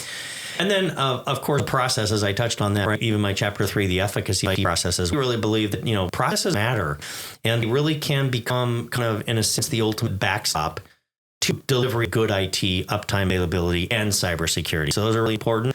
They help you do all kinds of benefits, right? Your mean time to repair is much faster. Your mean time to detect is much quicker. And your mean time to repair is, all those are good, right? You're detecting things quicker, and you're able to get them resolved because you have good process, your documentation. You have all the backup that you need to be able to understand how we would, triage something and be able to restore, service to customer, or, make sure that the security threat is eradicated, whatever that might be. So the processes are really important, and particularly change, as I shared, because that's one of the biggest offenders. 70% of, failure time is lack of unauthorized, unapproved, untested change. So the process is big. Technology is important too. Again, you don't just want to be the tool, but you want to make sure that you've got a methodology layer that you're approaching it. You're not just shooting from the hip. And so I've alluded to this already a little bit. We know that 70-80% hacks come from the end user. So let's put all our money, time, energy, and effort to fortify the end user access and approach and how to use email, things they touch. And we're also focused on that end user that we left back at, kind of back at base. We've left walls down. And so it's easy for somebody to break. And one of the things when they get inside and they do make a hack, however they get in, whether that's through the front or the back door, there's this thing called east-west traffic, because they're so patient. The wait, and that's a little like following your backups. Inside the network, they're looking for things kind of inside, east to west. What can they go deeper on? What data can they harvest? There's a thing called data, DLP, if you will, is what the acronym is, another acronym, but it's data loss prevention. And so there's tooling that you need to have in place to really protect that data. Some of the tooling that we use is pretty cool, because not only will it protect data, know exactly what's going on in the network, even what we call shadow IT, which is where people plug in other devices and they're moving things off the network, their own drive. They can work all usually sometimes good intentions, right? The road to help people with good intention, but they're putting all their data, out in different places, and it's apart from the corporate network. It's not protected, so it's vulnerable. So DLP, data loss prevention is really important. But one of the cool tools, for example, is that it will encrypt on the fly. So when the data does go off, it's actually going to be automatically encrypted. Oddly enough. So there's some pretty cool things that you can do. That east-west traffic, and that's also where micro-segmentation comes in. When they're inside, it really protects and lock down the bad actor or threater from moving from one side of the network or application or workload to the other application or workload. It can protect and really keep it contained, so they can't basically hack other areas of the network. They're very isolated, and you can shut them down and detect them much quicker.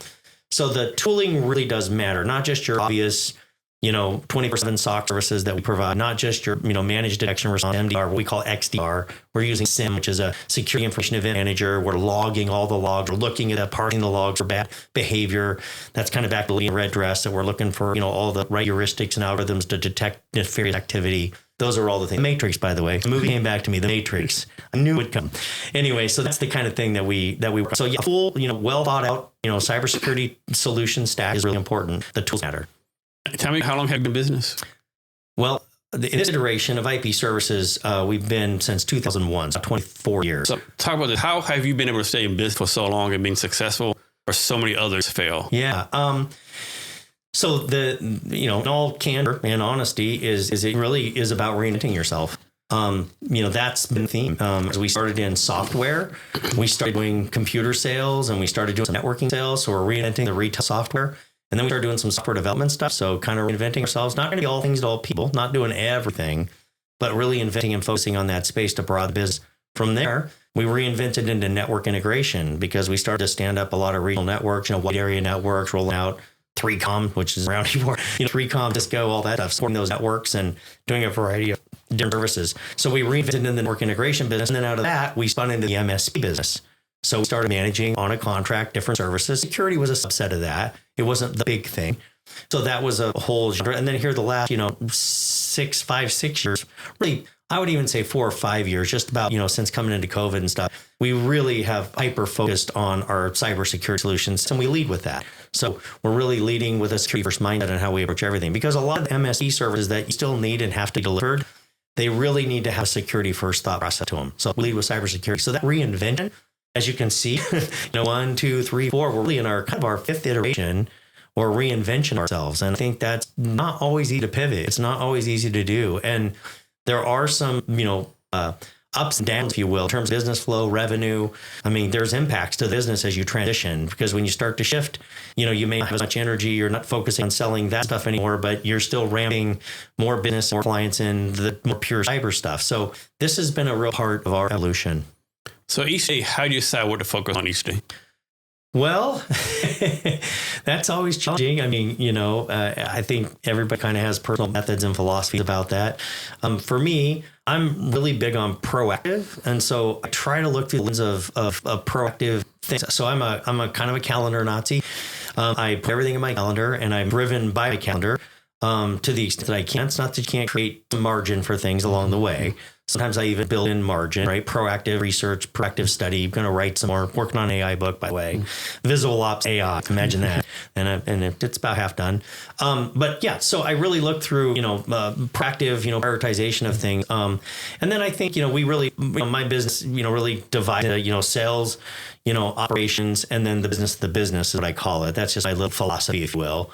So, sales and marketing are, of course, brother and sister. They're part and parcel together. So I'll spend a certain amount of time on the sales and marketing pieces, make sure that we're on track. And whether it's sales and we're looking at pipeline and all those kinds of things, or if it's marketing, we're looking at how do we take all this great thought leadership and get it out there?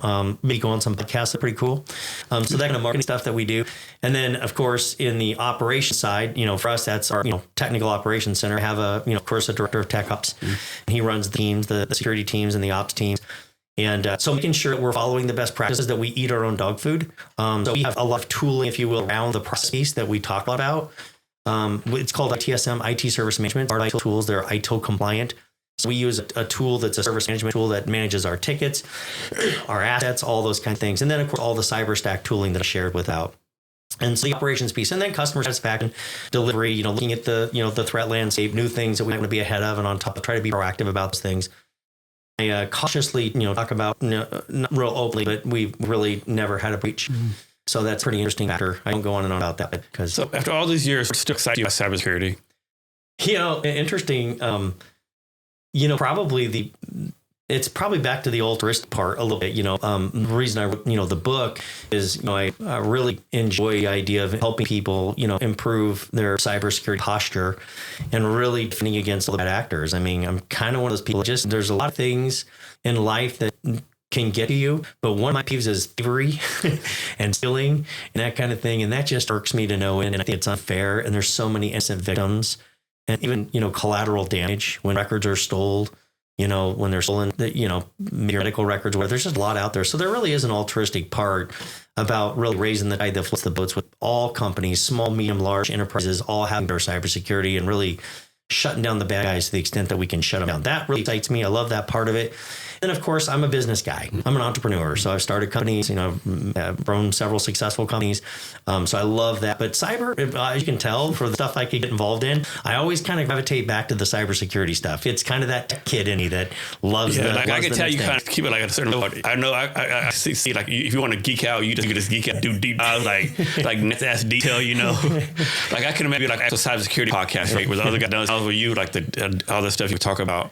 Yeah, I really do enjoy the technology itself. Maybe, and I self-invest maybe a little too much because sometimes that distracts a little bit from the business and growing the business and those kinds of things. But lately, we're in a really good pace. We're in a really great place. I'm thrilled about getting the book out there, the message out there. I'd love for people to read it. Yeah, I'm excited. So for the book, I wanted someone to read the whole book. They said, "Hey Scott, I can read one chapter. What chapter would they read out of your book?" I'd probably say Chapter 3, that's probably my thing, which is the efficacy of IT processes, because I've alluded to that a lot today, that those are foundational. They apply not only to cybersecurity, but to better IT. So they apply in both cases. I think that's probably the one I would point people to the most, the quickest. But of course, you're probably reading the book because you want to make sure that you've got a good, solid cybersecurity posture. You want to make improvements. Maybe you want to nudge your team. Maybe you want to give a copy to your team.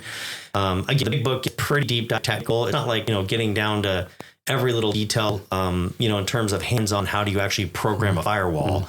But it does get into some methods that, a typical person's like, hey, zero trust. You can skim through and get the concept of zero trust. A lot of what I shared today. I think there's a lot of value in the rest of the book, but Chapter 3. Why do you think so many people have bought the book or been avid fans of the book?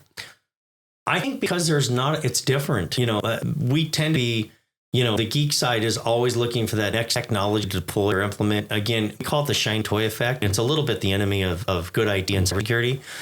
And my version of that is back to I've repeated a couple of times, a fool with the tool is still a fool. Like this new shiny toy. Oh, this is going to do this. Oh, that's cool. How do we deploy that? And they get all enamored with it, and we're all, distracted, and we're all hyper-focused and myopic on deploying one new software solution, tool, cybersecurity, whatever it is. And I think that's a problem. That's problematic because you have to look at it in layers. You got to step up and look at the big picture, and then you got to be really smart. And we like manage by fact, not by belief. There's a lot of research and study around the stuff that I write on. It's not just something that's got made up. It really is backed by research. If you look at my book, you'll see I have crazy amounts of sightings and references in there. Every page is cited and referenced. It's not my opinion, it's fact. And so one tool I can tell you as a fact is not going to solve your cybersecurity posture. It's not going to make it. One alone is not going to do the job. So how hard is it to publish a book on Amazon? How the process work? Yeah, so I have the IT Process Institute. It's kind of my publishing, partner house, if you will, that we published our other stuff, and even some of our white papers to that. So we do a fair amount of releasing different things in the ITI. But so we've been through this a little bit, but anymore it's gotten easier because nowadays when we kind of have the final manuscript ready to book, we can actually upload it. The team can upload it into Amazon, and they do print on demand. It's pretty cool. So they can give you a hardback cover, version. They give you a softback cover version. They can, we easily can convert it into a Kindle version as it's available in all those. Actually, I use their AI tool, and we actually made the audio version with their AI tool. So it's pretty simple with Amazon. They're a very easy, simple way, and most everybody has access to Amazon and can get the material however they want it. Some are visuals, some are listeners, some want a book in their hand. So it's pretty simple. So the book is a source of revenue for you, or is it more like sales funnel or like a combination? Yeah, it's really a combination, but more sales, more credibility as I share board. I'm not going to lie. I mean, people you wrote a 400-page book on cybersecurity. I mean, you obviously you want to have no life, right? Yeah, you must know something about cybersecurity. You can produce that kind of content over the from that, which a lot of it's from over the years. But so there's the credibility piece is really important for our marketing and sales. I think just establishing that we really are, again, we're really coming at this through a very thoughtful, thought leadership approach, looking at the best practices, looking at the best frameworks, thinking about compliance and process, zero trust thinking, these kinds of things are really powerful for the book. And then I think the executive vision, which I'm excited about, really is something, hey, I don't want to get in the geeks and be, and I appreciate all the other stuff and maybe there's value, but I don't got a little bit of time, not a 4 and 5 page book, but give me a 100-page book and I'll flip it and take a look. So that's why I produced that book. Talk about the process of writing your book. Do you write an hour a day? You have outline, just knock it out once? You have how you do that? Yeah. So earlier, I'm going to sound a little bit counterintuitive to what I said or hypocritical, where I like to be proactive and think the book process is not the way.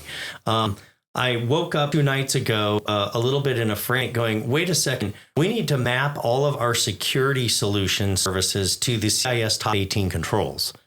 Why I thought of that and why it woke me up in the middle of the night, I have no idea. But I can tell you this, when I got to my computer the next morning, the first thing I'm working on is how we're going to map the top CIS 18 cybersecurity controls to the service solution that IP Services delivers.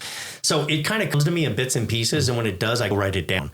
And then at some point, a couple of times I went back and said, okay, are there gaps here? What am I doing? Where am I going with this? There, oddly enough, seems to be a little bit of, rhyme to the rhythm of what I'm writing, and it kind of makes sense. And one of the chapters, the last chapter in my book is called The Golden Thread. And what I do there is I really weave a common, like the needle through the golden thread, right? I'm weaving a needle through all of the chapters and how they build upon each other. Like the first 3 chapters is a little snippet of that. Like if you don't have, leadership tier, and it's important for leadership to understand what they need to do and they need to take up the boardroom, but they want to know that you got a philosophy. If you can convince your leadership that there's a philosophical position, kind of what I share, managed by fact and not by belief, then it's hard to convince or sell upstream to your management that, hey, we just want to add more tools. We actually have a whole methodology, philosophical approach of how we're going to approach this. This is why we need this to be important for the business. And part of that philosophy is that, cyber threats are ubiquitous. They're everywhere. Read the news. So the philosophy matters. And I get into that. The way that it works, though, is you got to the efficacy of IT processes. So here we go. What are we going to do foundationally in that philosophy? So the fact that we think about IT processes and cybersecurity processes, not just tools, not just methods, that feeds into your philosophy. So it feeds into your philosophy and leadership. Those 3 play off of each other. Just those first 3 chapters. So there's a golden thread, right? The leadership wants to know that you know what you're doing. Let's put it in practical terms. And then you've got a method is how you're going to do, why we're going to budget this thing. And what's protecting the business, what's the ROI, right? Does the business going to ask, right? How are we going to get a return on investment on this? Well, you have a philosophy that's going to be able to show that. You're going to be able to demonstrate. Yeah, our philosophy is that breach is happening all the time. And if we don't have this, we could lose millions of dollars, 4% business to business, right? It's all part of our philosophy. And then we also believe that following best practices and proven frameworks, that's part of our philosophy. That's really important. And so part of that philosophy is that we believe in the foundational IT processes. And then the third chapter is like, here's the process we care about. And this is what the studies show. That's why I'm citing all the previous studies. Change, config, release, manage, that kind of stuff. So there's a snippet of my golden thread chapter is. So let's suppose a company's with you 3 or 4 years, they've been everything to do, everything's going fine, and they get hacked. What happens then? So if we're managing their stuff, we will have had a validated nightly report that will have verified that not only was something backed up, but would actually scan for malware, scan for ransomware, and put in a mutable position or point. And then if they're following all of our recommendations and they get hacked, we're going to execute our restoration plan. So we're going to tell the threat actor, the ransomware person or whatever, neener, maybe those words, but we're going to say, yeah, sorry, we're just not going to respond to them. We don't need to respond to them because we actually already know that last night's backup is valid. The 4-hour snapshot is completely valid. It's clean. We know it's immutable and we have a plan. We're going to actually set up a cloud in our data center, one of our cloud systems, or we're going to go to AWS or Azure.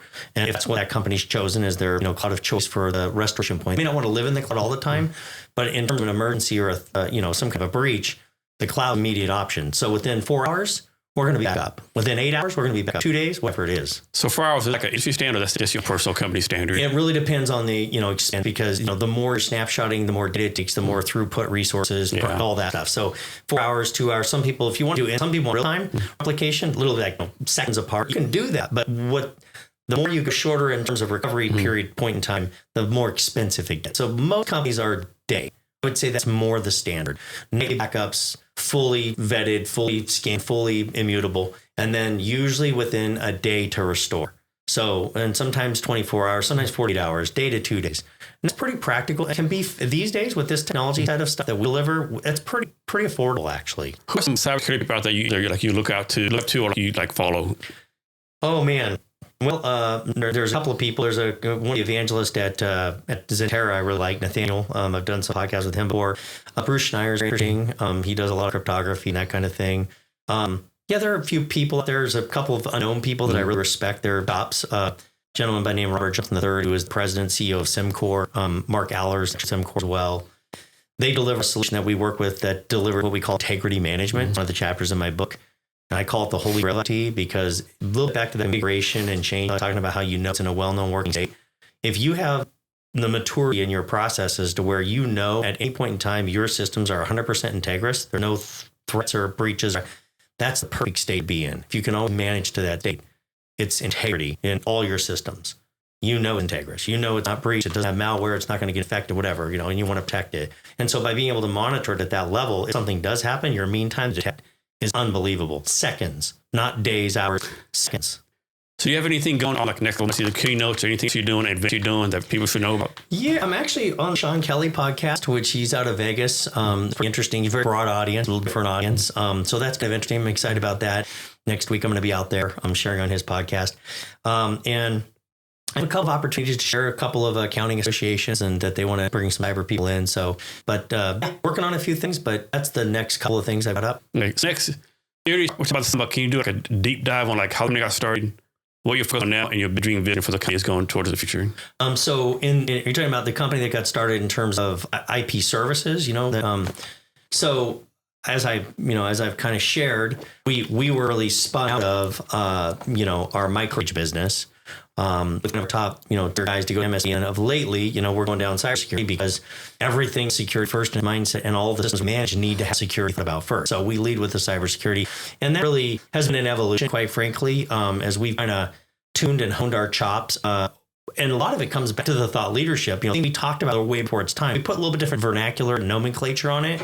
The way we talk about things, like even integrity management, we used to talk about that in different terms.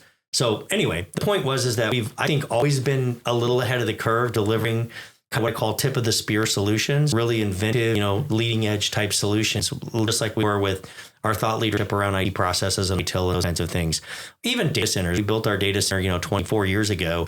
There just weren't a lot of data centers out there. So we've been ahead of our time, tip of the spear with those kind of things. So that gets me excited. I love being leading edge. I don't really want to be bleeding edge, as they say. We don't want to lead with, not knowing what we're doing, but leading edge solutions tip of the spear solutions, the forefront of what are the best practices and solution keeping, organizations business secure. The next question was going to where I'm going from here. Yeah. Okay. Yeah. So where we're going from here is really, I think, into hypergrowth. Right now for the company, I'm really focusing and doubling down, triple invest, I don't know what word you want to say, on really just growing and scaling the company. We've got solution pieces in place and partnerships that I believe we're in a position to scale exponentially than we've ever been before. So we're going hard after sales and marketing, really trying to grow that business set, which ultimately is revenue, right? Which ultimately is business, sustainability, profitability. So I'm really drilling down. That's the future. That's right now. Where's going in the future? I think in the future, interestingly enough, I think it's going AI. So I think, being smart about how we do that, how we approach that, understand where it's at today is really important, because I think there's a lot of misinformation. I don't think people understand the amount of threats. And that's what I'll get into my next book a little bit, but they don't understand the cybersecurity threats that AI opens up.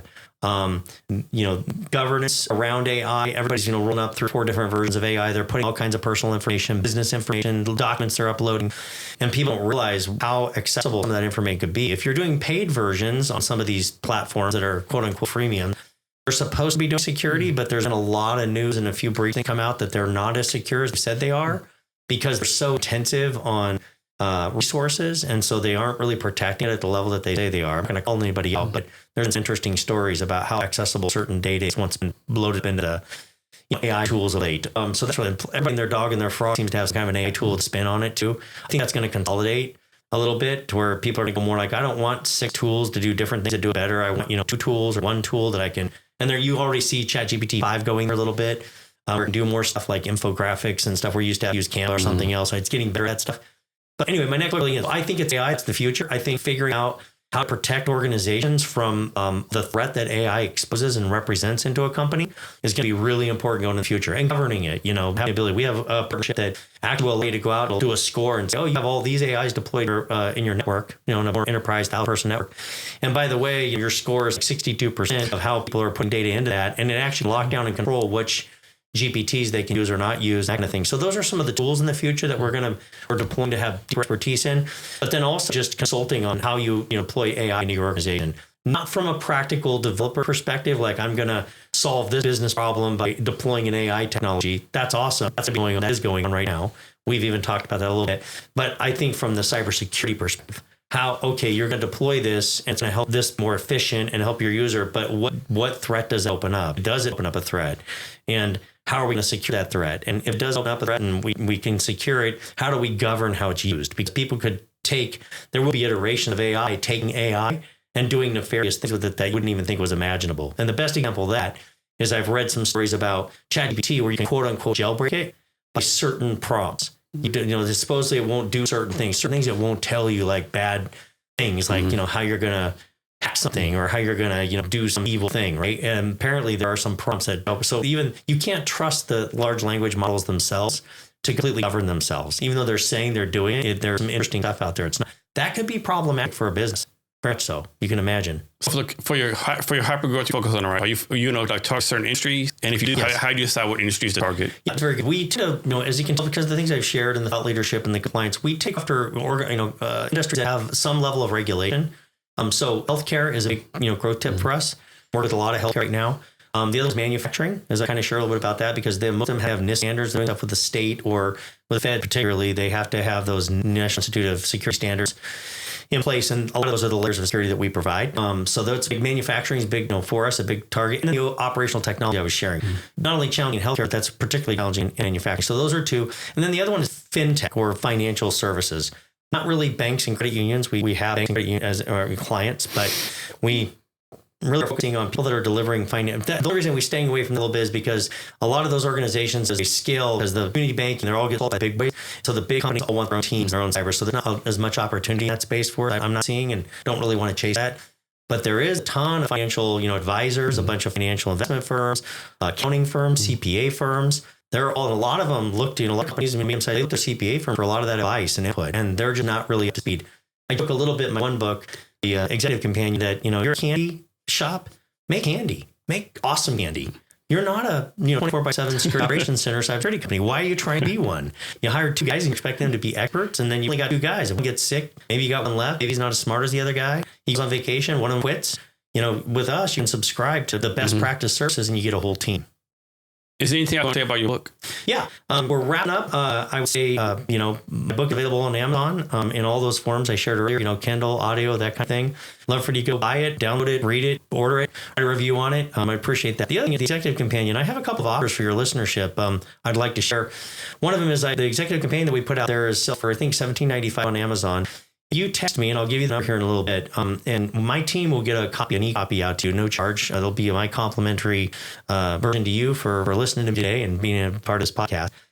The other thing I'd like to open up, this one's a pretty big offer. I'm just doing this for a few of the particular things, podcast and appearances that I'm doing, is I'm going to open up my pen level 1 testing service that we do. It's through a third party, so we're not coming expose a bunch of bad stuff and so we're the guys to fix it. We're going to look real through the third-party Galactic partners. Their pen one scan is pretty exhaustive. It's only going to sample a portion of your network. It's non-invasive.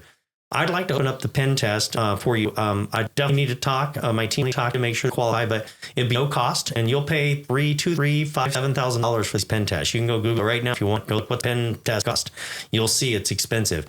But I'm doing that to just really raise the tide that floats the boats. And then, of course, if there's gaps on the holes, I'd love to talk to you about it as well. So here's how you do that. If you want the Executive Companion book and you like to explore the potential of doing a penetration test, text me at 541-359-1269. Again, 541-359-1269. You can just put the words like secure 25. My team will get back to you and we'll get you all set up. Thank you, Scott. That's really nice of you. I appreciate it. Yeah. Scott, can you tell us how some people reach out to you besides your text? Yeah, I appreciate that. Any questions you have, my author's website's the easiest. You can link to my companies and the IDPF there. So that's my full name. The trick part of my name is 2 L's. So it's Scott Alldridge, SCOTTALLDRIDGE. Yeah, I told you know how to go back and double check. Yeah, ALLDRIDGE. You can also Google my name on internet and be shocked if my SE is not working. I think you put VisibleOps, Scott Alldridge, or anything like that in there, I'm going to pop right to the top of the list. Some other appearances and other thought leadership stuff I've done. So, Scott, is there anything else I asked you that I haven't asked yet, or anything else you want to talk about? Not really. I think I've covered it all. I think one thing, I hit on a little bit was the insurance thing, and a little bit the fallacy of that. And I think that's an important takeaway for people is, if you think you're just relying on your cyber insurance again, it's, that's one thing that is really sad because people are sitting back and think that they're covered. And even some insurance companies out there are kind of out there talking about how they will do some scanning vulnerability and that they're doing some security looks at their network, almost a false sense of security. But what they're really doing is really not a value. It's really not protecting you. So don't be fooled by a lot of the misinformation in cybersecurity insurance out there these days. It's pretty tricky. Scott, you get a lot of value. Before we get out of here, can you give us any wisdom or advice on anything you want to talk about? Wow, open mic. Whenever I want to say, well, I think, in general, probably the thing I would encourage people to do is to, really, and I've kind of used the idiom a lot, but more made by fact, not by belief. There's a lot of people out there that are being told from their IT team and stuff, we're good, we got to cover, well, no, we just deployed that new tool. So, man, we're really good with our cyber.